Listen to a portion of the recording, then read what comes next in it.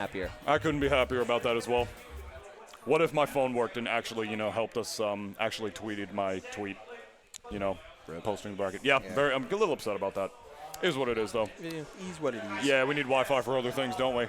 And who do we got advancing for us right here? So this will be the last set of winners of top 16 loser side. Okay. Winners across the board in order to make it into top 8. Not in the loser side qualifiers have been Syrup over Hayes. Hayes making it to 9. Syrup going into top 8. Yep. We just saw Biddy beat Tab Soda. Yep. Delta Force over Web JP. Oh, you're what? Yeah. He's playing out of his mind today, bro. Web JP out at 9th. Top 3 in New Jersey, You're 9th place. lying. He's like a general contester for one of the best Sheiks in the world now. He is the best Sheik in the world. He usually he won the last emergency. Yep. The former emergency champion is hold up, AJ. He should be able to run that back. It's the salty that matters. If anything, there should be a rule at emergency where you should be able to pop one merge. But in bracket, everybody should be able to pop one merge and then set the cap way lower. Way low. That'd honestly be a really funny invitation. But then everybody would just pop their merge for their winner sets, so they could just no. Some of them might save it. Well, the whole meta would just revolve around am I going to save it for my winner set or am I going to save it for my loser set? But that's a funny decision. It'd be cool. It'd be cool for a 32-man bracket or something. It would be funny as hell for a tournament to just say, F it, I'm doing that. Oh, yeah. We could just pop a merge, be like, no, you didn't win. Let me get my run back. It's the salty that matters. It would fit in the spirit of Kingdom and Third Day and everything and North Jersey so well. Y'all watching at home don't even know. But we got C back on the stream for you, rocking the 2019 meta character. And over here we got, I do believe, Reed? It is Reed. It is, I can't roll my R's right now. What just happened? I'm normally able to do that. Fraud. You wish you could say, I hate you. I wish I could roll my R's. You're right. It took me some practice, and I still don't even do it the right way, to be honest. I can do it. Yeah. I'm Cuban, so, But it is still a 2022 or 2023 meta that we're really bringing out here, really. Yeah, it is. I mean, Aegis has been just kind of a threat since release, and typically been marketed as a secondary across of Jersey, at least, and even into New York. But Upstate Reed has been piloting solo Aegis for a good while now, and has been taking names right here, putting his name further on this map, reading the tech roll in, going entirely Mythra for this early game, which makes a lot of sense to compete with the speed of Palutena. But eventually you're going to need to find this switch or make a really hard read in order to get this stock, but it's the read on the side of C in order to get that air dodge, that fastball air dodge coming down into his dash attack. Reads and read. Reading read. Reading read. Reading read. Reading rainbow. Reading read. Reads rainbows. Ooh, the swap there from. Oh, but you missed the down air. That's unfortunate. That would have been the clip. That would have been the one. That would have been sick. That would have been the clip, bro. Technically, you don't get a true follow-up off of the footstool from the Blazing Edge because you can tech the footstool. But it would have been sick, and you should have gotten hit by it. You should, you should have given it up. It's so scary, man. Footstool combo, seeing them in Ultimate, which is funny because so many of them are technically, some of them are real, but some of them are technically fraudulent because you can tech footstools in this game. But almost all of them are fraudulent. Yeah, not everybody. People don't react to it for some reason. Still, they don't react to it. I don't know why.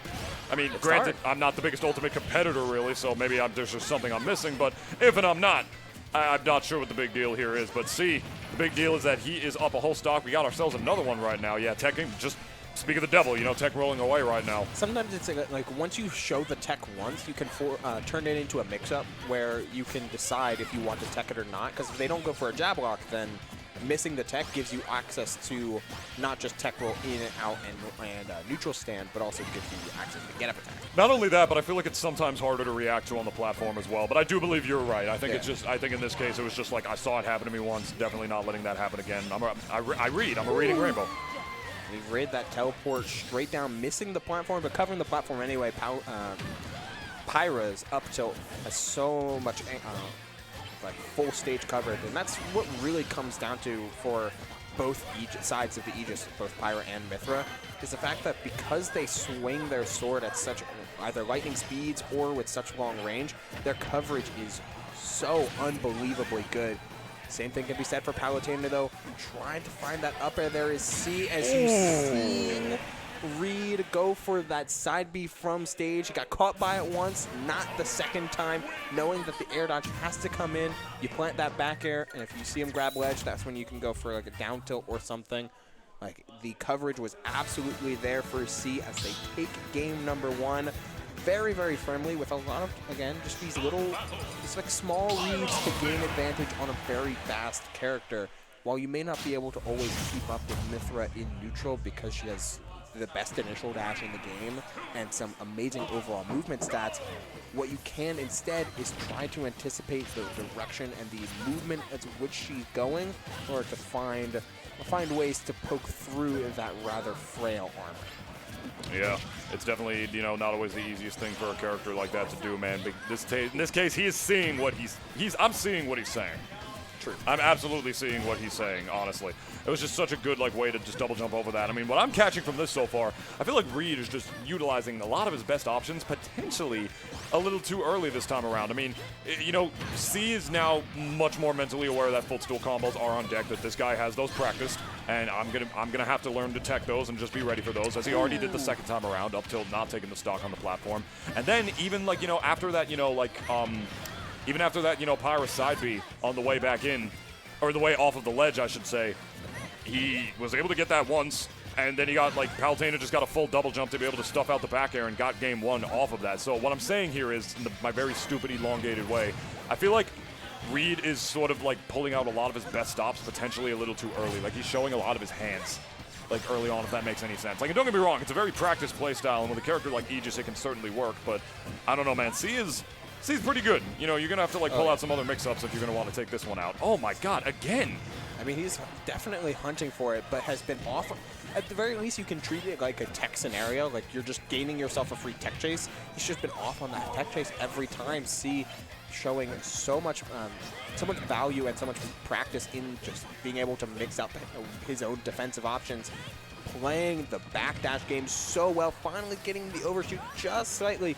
But it's sitting at 183 here, and you held in on a max rage Pyra back air. It was going to close out the stock anyway. Don't worry about the DI, but you do need to DI Pyra back air out in order to make sure you survive that for as long as possible, as the up tilt closes out the stock there from on the Reed there, on Reed's roll in. We got to find ourselves in a 2-stock game. It was a pure disadvantageous position that Reed found himself in as well, you know. A lot of empty hops like for Palutena underneath a platform. Scary, scary stuff. This character certainly sharks like almost no other. Waiting for the third one to finally get the neutral air and just get that damage on him. Oh, I actually not only getting hit by that, but almost even dying to that option right there. The neutral B on Pyra just coming out and stuffing out the shield. Pyra exists to blow you up. And like Flame Nova, I'm surprised it didn't even close out the stock there at 80. Like, it was almost fully charged. Yeah, if anything, I thought he was like way more prepared for the blazing ends, but evidently he was.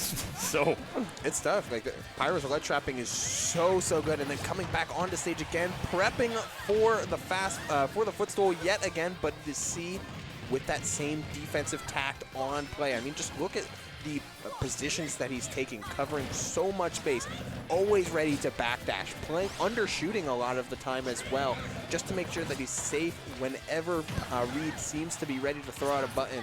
It's what has gotten him back into this game number 2 here after a lot of damage very, very quickly.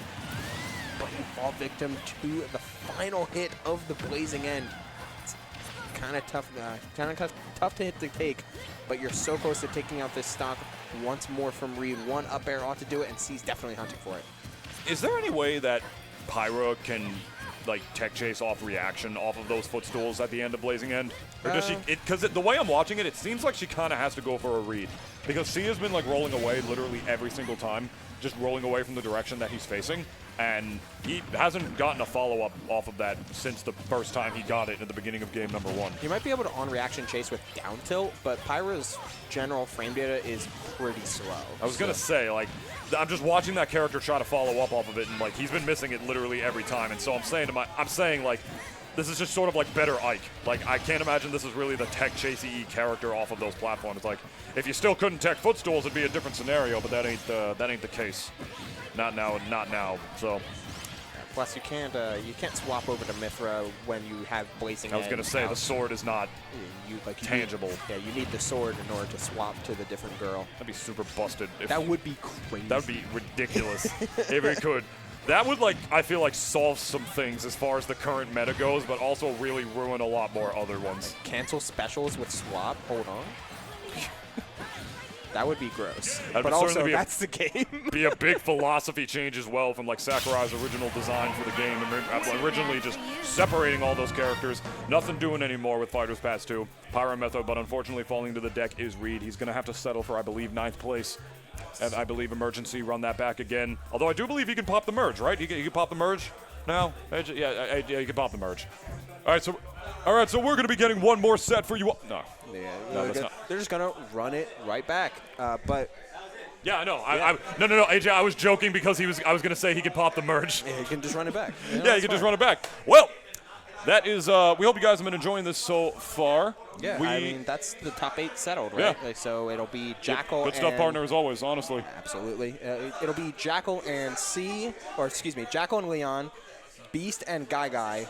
C will play against Syrup, I believe. Yeah. And no, it's C up against Delta Force and Biddy up against Syrup. Forgot about that. Thank you. So that is our top 8 here at Emergency. We're going to be throwing it to a quick break in order to set up for top 8 and get all of this top 8 best of 5 action for y'all right up soon. Yep. Final thoughts?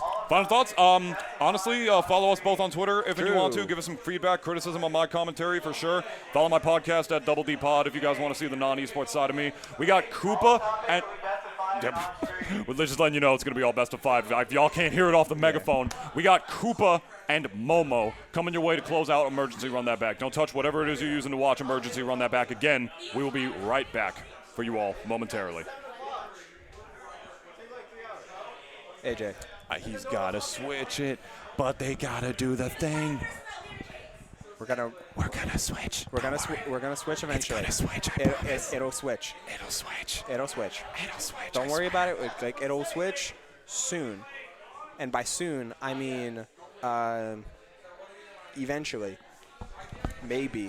Where is Koopa? It's a good question. Cool. Yeah.